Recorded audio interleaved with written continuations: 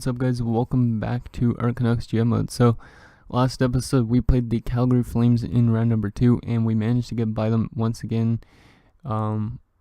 We got past another team. I guess I was gonna say in 5 games, but we didn't get rid of them in 5 games. We got rid of them in 6 games. And we are up against the Dallas Stars in the Western Conference Finals. So, let's take a look at what they were like during. And then we will get started with the simulation. So if we go to the Stanley Cup Finals, we'll either be playing Washington or Buffalo. Washington's won a couple cups already in this universe. So Dallas finished second best in the entire league during the regular season. So that's a bit scary to see. And their offense, goals for per game. Yep, they're the best offensive team in the entire league with a 3.21 goals for per game. Way better than the second place 307. Goals against, it's actually pretty up there. 7th best for goals against. So they're a good offensive team, and it seems like they're a decent defensive team too.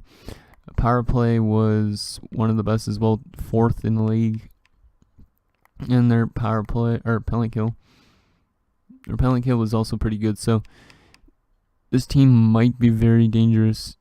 Like we're probably not gonna. I don't know. I don't want to jinx it, but I don't think we're gonna get past them, to be honest. Their home record was 21-15-5, which is not very good. 21-20, but look at that road record, 28-7-6. That's 28-15. So they're a very good road team. So we gotta win in Dallas, I guess, because they might be taking the games in Vancouver. So let's waste no time and get into the Western Conference Finals. Our AHL team is also very close to making their Western Conference Finals or Eastern Conference Finals or whatever it's called down there. So we'll keep up tabs with that as well. So game 1 in Dallas. Let's see if we could actually somehow manage to beat these guys. That would be huge. First period, and it's a scoreless first period. Okay, that's a good period to have, because if they're the best offensive team and we don't allow them to score a single goal, that's what I like to see. So second period, and it's 2-1 Dallas. So their offense comes through. Evander Kane got us the first goal of the series, but then Brassard and Devonshore, it's Devonshore, I think, makes it a 2-1 lead for Dallas going into the third period. We're out shooting them surprisingly by 4 shots, but they have that 2-goal lead or 1-goal lead. And now they have a 2-goal lead as Jason Dickinson on that 4th line, making it 3-1. But Shea Theodore pulls us back within it. 5-on-3 power play. Come on, guys. Long has power play. Like, it's holy shit. Dallas takes a lot of penalties, but we do not score on a single one. But Evander Kane coming through late in the game with his 2nd goal of this series already. And we're headed to overtime in game number 1, surprisingly, as we fell down 3-1. But then Shea Theodore coming through with his first goal of the playoffs, I believe. And then Evander Kane tying the game up at 3 apiece. Shots are 40-24 in favor of us, so we're definitely outplaying them. But they've been able to beat Demko a couple times. So come on, guys, let's take this game in Dallas. They're not a good home team. Hopefully that continues in this playoff run. And there you go, Anthony Mantha with his 2nd overtime winner of these playoffs. He had one last round against Calgary, I believe. And he gets one done in Dallas. So we have a 1-0 series lead. Evander Kane getting his 9th of the playoffs from Horvat. Then Theodore from Patrick Virtanen. Evander Kane with his 10th goal of the playoffs from Liljegren and Horvat. And then Anthony Mantha from Chris Wyman. So Chris Wyman picking up his first playoff point in an overtime Western Conference Finals. So that's a huge point from that guy. Great assist, I guess. So points. So Horvat came with 2 points. Liljegren picking up an assist. Mantha with that goal. Patrick an assist. Okay, interesting. Wyman with that one as well. And +1 as well. So nice. Any lines really badly minus? No, nobody was a minus on the team. Wow, that's a good game then. And except for Demko did not have a very good game. 889 save percentage, but he's had a very good playoff so far, so he had to have one bad game. So great first game in the playoffs.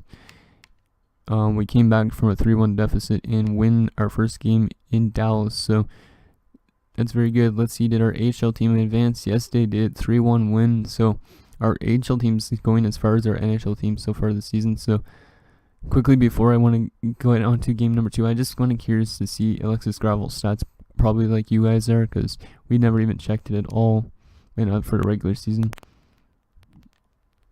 Because I have not checked how he's been doing. But he put up like 5 shutouts so far in this playoffs, so he's got to be playing good. So goalies in the playoffs, so 1.48 goals against average, 7-2, and a 946 save percentage, and he's put out actually only 4 shutouts, well, not only 4 shutouts, but 4 shutouts, not 5, so, and he's 77 overall now, so he should be ready for next season, I'd like to say, but you never know. So very good performance down there in the playoffs for oh my god, getting those 2 goalies mixed up. Alexis Gravel, there you go. And Buffalo has a 1-0 lead on Washington, that's kind of surprising as well. Okay, so we're 9-4 now in the playoffs. Let's see if we could go 10-4 with another win in Dallas, that'd be huge. To seal both of their home games.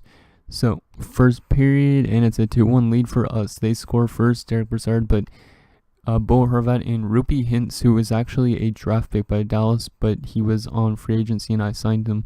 He gives us a 2-1 lead going into the second. Can we hold the lead for once, guys? Second period, and we do hold the lead, but only a 1-goal lead. So shots are in favor of Dallas still, though, 28-15. Come on, guys. We need to get an insurance marker because I don't like having only a 1-goal lead in the third period, and Anders lead makes it 2-2. They're heavily outshooting us, but Demko's been playing great this game, and Alexiak takes the lead for Dallas. Since when do you see Jamie Alexiak score a goal and now Tyler Johnson scores? And the series is going to be tied just because their offense has really bad third period. We had a 2-1 lead, but we let in 3 goals in the third and lose 4-2. Not a good performance again from Demko, I don't think. What line was really bad for plus minus in that game? Let's see. Anybody really badly? Nope. Only 4 -1 players. Wyman, Mantha, and Hutton and Castle. So it's that third line currently.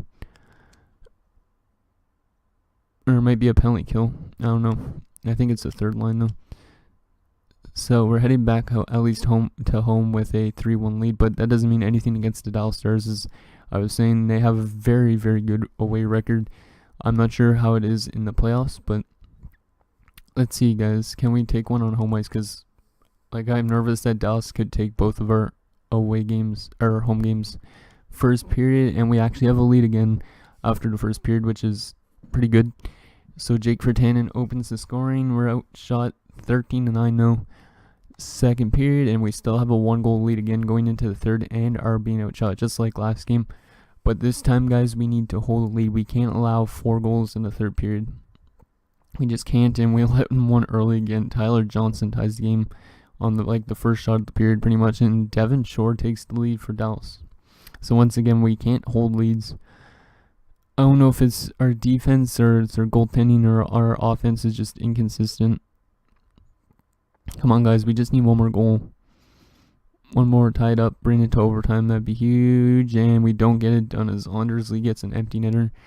And once again, we can't hold the lead going into the third period. And we end up losing because of it.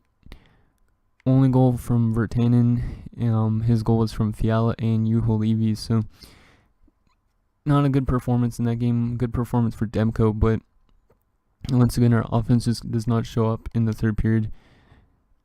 And first game of the AHL conference finals of whatever is a 1-0 loss to the Thunderbirds. So Gravel actually gave his team a chance. So good job, Gravel, down there. But now we're back to the NHL, and we need this win, or else I'm gonna have to make some line changes maybe. First period, and it's scoreless, but we have a heavy load of shots, 18-6. Second period, and they score first, 25-23 now in the shots. I don't know how they caught up in shots, but Tyler Seguin giving Dallas a 1-0 lead going into the third. Come on, guys, we need to be the team that comes through in the third now, because I don't want to fall down 3-1 in this series going back to Dallas. That would be a horrible way to end it. And there you go, Mikael Granlund comes through with a big goal. that trade that we had way back in year number 1 is helping out, I guess, in this playoffs. And it's going to overtime. We're out shooting 35-28. This is the hugest overtime probably in, well, not Canucks franchise history, but at least in this franchise mode that we've had. Because either we score and we tie the series, or we go down 3-1 in this Western Conference Finals. A goal here would be huge. Road shooting him still badly, and no, Jason Dickinson makes it 2-1 win for the Dallas Stars. As our offense has not showed up really in the series, as Martin Jones has just been stoning us cold. As Jason Dickinson with the overtime winner there. Just 36 saves from Martin Jones, and our offense is just not showing up in the series, except for that first game where we came back and won. We're lucky we didn't get swept, but I'm gonna have to make some line changes if we want to actually win the series now. So let's go lines. Maybe I'll go best lines, or maybe I'll do some changes. So Vertanen's been good. Granlund hasn't actually been that good. You know what, we can actually move. No, Nolan Patrick hasn't been the best this series either. Mantha's been also better than Granlund for clutch goals and overtime. We'll move Granlund to the center role, even though he has worse faceoffs than Cole Castles. Let's see. That's good. Defensively, let's see. Maybe I'll swap somebody around. Let's put Stetcher to the first line. Put Hutton down here. And Shea Theodore. You know what? Liljegren, no, he's not an offensive powerhouse yet. Goalies. Yeah, I think we'll still keep with Demko. And no, those guys are scratched. Oh, wow, Jacobs is dropping off a lot. Just because he's not getting ice time. Oh, well.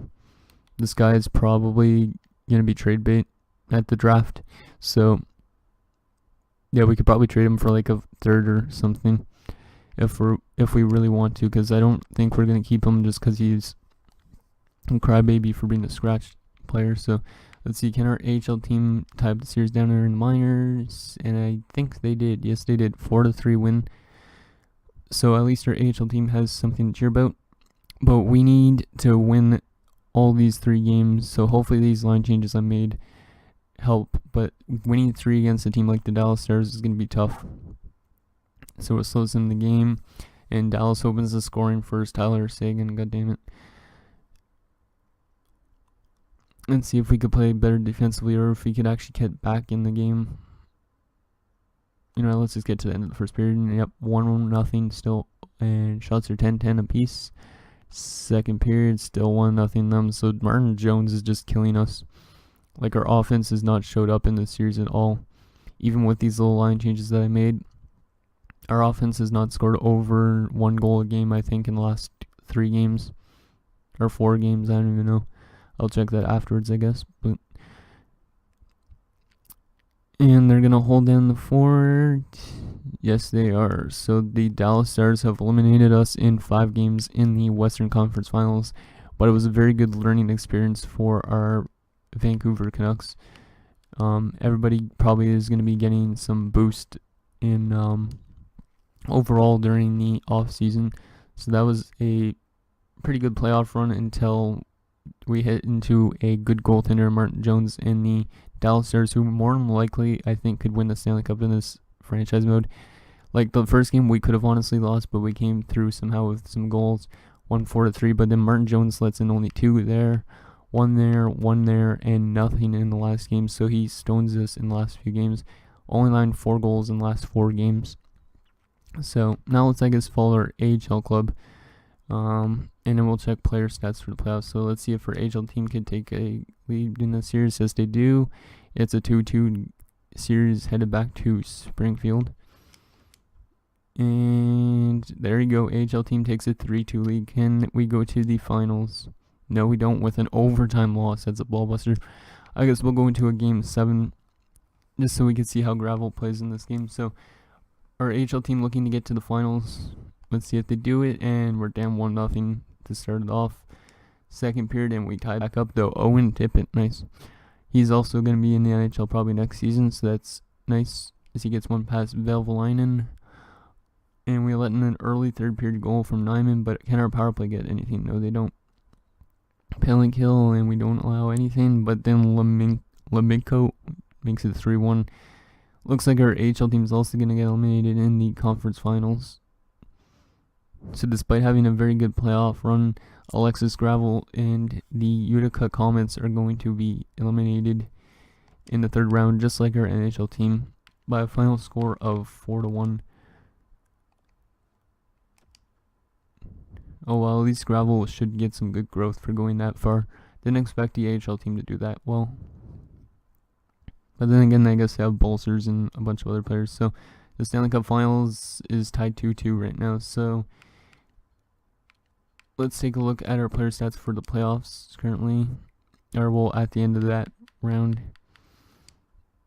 And then we will get to the draft in this episode, and you guys could see the retirements and that sort of thing. So Bo Horvat had like almost a point per game in the playoffs. Evander Kane had 10 goals in the playoffs, which was very nice. Patrick had a decent amount of points. So yeah, everybody was putting up decent amount of numbers. It's just we didn't get it done in the final bit. So that's that. Goaltenders. Yeah, and the Dallas Stars overpowered us because Demko was really good going into the series with goals against average, and it went up almost to 2. His save percentage is still good, but we still lost that series, so that's interesting. Okay, let's sim all the way to the draft and see who is retiring and see the awards, I guess, for the season. A little season wrap up, and then next episode's the draft. And like I said, there's a couple players but we could probably trade at the draft, being like Jacobs. I don't know who else. Maybe a couple other players. Let's see. Simulating, and the Dallas Stars win the Stanley Cup. So at least we lost to the best team in the entire league pretty much. And the Stockton Heat won the AHL, so that's Calgary's affiliate. So let's see the awards for this season, the 2021 season. So awards goes to the Dallas Stars. The President's Trophy went to the St. Louis Blues for 3 straight seasons. The Dallas Stars won the Clarence Campbell, obviously, and Buffalo Sabres beating Washington in the conference finals to get their Prince of Wales. The player stats, so Art Ross went to Jamie Benn, Hart went to Jamie Benn, the Norris went to Ristolainen, 2 things, so people went in as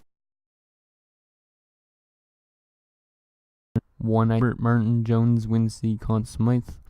Vezina goes to Frederick Anderson. Millman Jennings goes to Frederick Anderson. The Bill Masterton went to Alexiak. Selke goes to Bo Horvat. Nice. So maybe Horvat will start winning some Selkies. Ben gets to Lindsay, and Maurice Richard goes to Tyler Seguin. So yeah, a lot of awards to the Dallas Stars players. Down in the minors, anybody from our AHL team? Nope, nobody down there in the minors won an award. So let's continue simulating just because I want to see who retired. I don't think anybody retired from any of our, well, at least from our team. So here's the draft lottery results. So LA is picking first, followed by New Jersey and Florida. And then as you can see the rest, you can pause it if you would like to. Okay. So LA with the first overall pick. Let's see who retired. And nobody retired on our team. Good. Okay, so that's good news, because our team is pretty young anyways, so I don't expect much.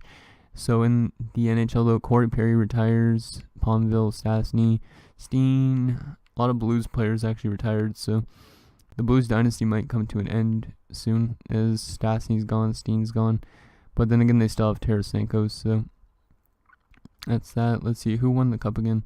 The Dallas Stars. Let's see if anybody from that Dallas Stars team won, or retired. I don't think so, because most of their team was pretty young. No, Yuri Hudler retires. Okay, so Hudler retires with the Stanley Cup.